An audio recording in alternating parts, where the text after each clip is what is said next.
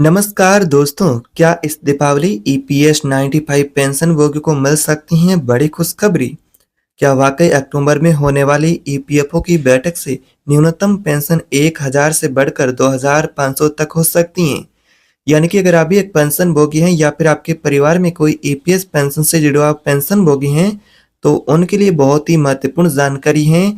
यही वो सवाल है जो कि आज हर रिटायर्ड कर्मचारी, हर परिवार और हर पेंशन भोगी बार-बार सरकार से पूछ रहा है। नया अपडेट, संभावित बदलाव, पेंशन से जुड़ी जानकारी और इसमें आप सभी का क्या-क्या यहाँ पर पेंशन से जुड़े अपडेट आ रहे हैं, उनके बारे में बात करेंगे। तो बने रहिएगा हमारे साथ क्योंकि यह जानकारी आपके लिए और आपके परिवार यानी कि पेंशन भोगियों के लिए बहुत ही महत्वपूर्ण है। आइए सबसे पहले जानते हैं कि अक्टूबर 2025 में होने वाली बोर्ड बैठक है ईपीएस पेंशन धारकों की पेंशन को लेकर जो पेंशन भोगियों के लिए उम्मीदों की किरण बना हुआ है। जिस बैठक से जुड़ी कुछ महत्वपूर्ण अपडेट है जिसमें ईपीएस पेंशन बढ़ोतरी के साथ ही डीए मेडिकल और नए अपडेट और नए पेंशन के प्रस्ताव से जुड़ी अपडेट। इन तमाम एक-एक महत्वपूर्ण अपडेट को इस वीडियो में विस्तार से समझेंगे, जानेंगे। अगर आप पेंशन भोगी हैं तो वीडियो ध्यान से देखिएगा।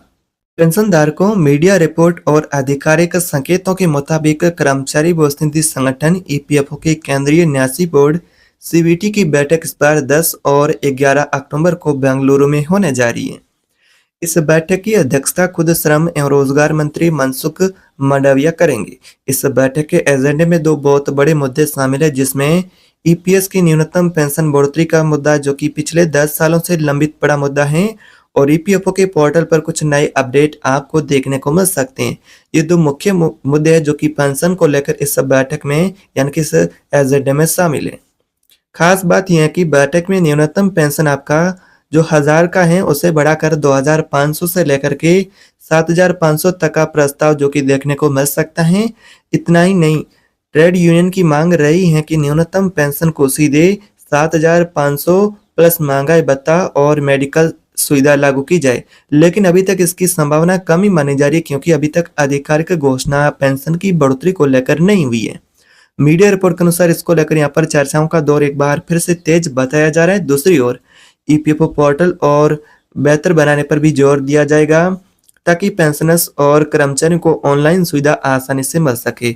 इसके लिए इन्फोसिस और टीसीएस और विप्रो जैसी बड़ी आईटी कंपनियों को भी जोड़ा गया है ताकि पेंशन भोगियों को पेंशन में कोई भी दिक्कत न हो। लेकिन पेंशन बढ़ोतरी का सबसे महत्वपूर्ण मुद्दा है ईपीएस के पेंशनर्स के लिए, जिसको लेकर भी इस बैठक में चर्चा होने का यहाँ पर सबसे मुख्य यहाँ पर मुद्दा रहेगा, जिसमें पेंशन की जो मिनिमम पेंशन राशि है वर्तमान में 1000 की, जिसे बढ़ाने पर भी विस्तृत चर्चा देखने को मिल सकती है।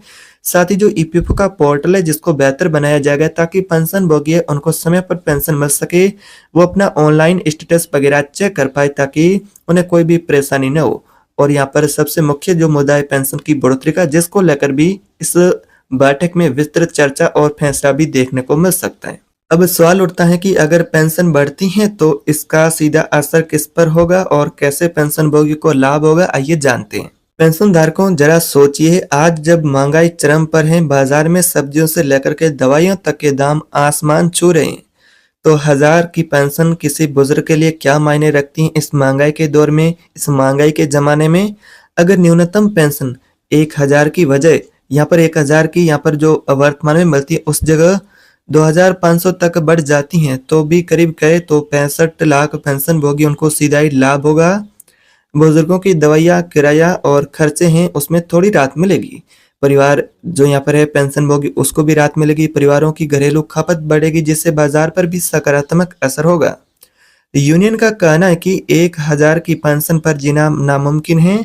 अगर सरकार इसे बढ़ाकर 2500 भी करती है तो ये एक छोटा कदम होगा, लेकिन इससे उम्मीदों की किरण जरूर पेंशनर्स के लिए बनेगी। जो पेंशन भोगी है उनका गुजारा सिर्फ पेंशन से ही होता है, उनके लिए जरूर ये राहत भरी साबित होगी। लेकिन पेंशन भोगियों की असली मांग 7500 की पेंशन, जिसको लेकर पेंशन भोगी पिछले 10 सालों से मांग करते आ रहे हैं, तो क्या वाकई ये पेंशन की जो राशि है वो लागू होगी? वो इस बैठक के बाद ही निर्णय तय हो पाएगा कि वाकई में पेंशन धारकों की पेंशन की बढ़ोतरी का सपना हकीकत बनता है या फिर नहीं।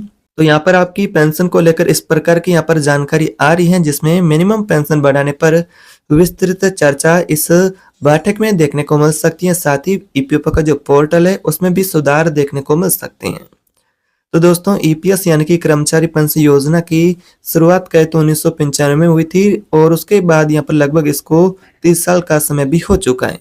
यानी कि ईपीएस पेंशन को शुरू हुए भी लगभग कहे तो 30 साल का समय हो चुका है और ये एक सोशल सिक्योरिटी स्कीम है।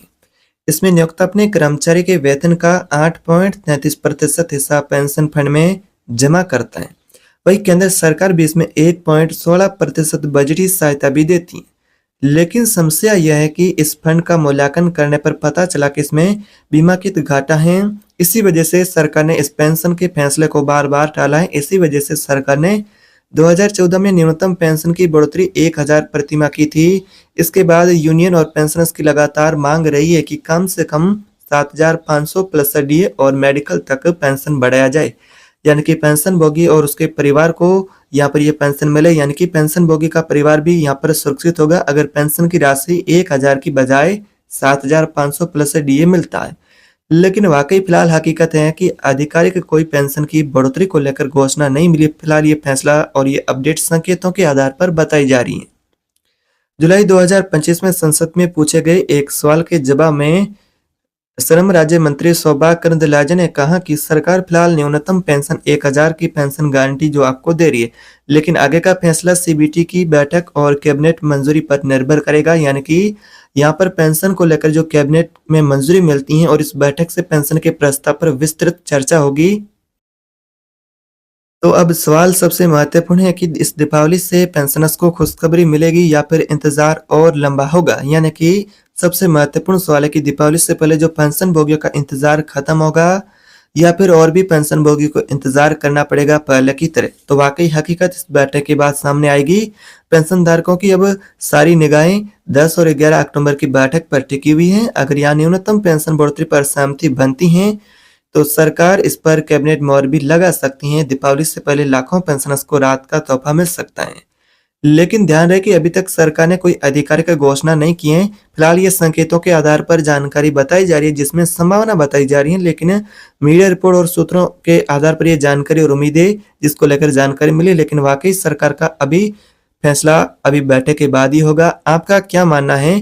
क्या न्यूनतम पेंशन 2500 होनी चाहिए, ये काफी है, या फिर इसे पेंशनर्स की असली मांग 7500 प्लस डीए और मेडिकल ही सही होगा? अपनी राय कमेंट बॉक्स में जरूर बताएं। और हाँ दोस्तों, अगर आपको यह जानकारी उपयोगी लगी है तो वीडियो को लाइक करें और वीडियो को शेयर कीजिए और चैनल को सब्सक्राइब करना न भूलें ताकि पेंशन और ईपीएफओ से जुड़ी हर खबर आपको सबसे पहले मिले। मिलते हैं अगले नए वीडियो में, तब तक के लिए जय हिंद।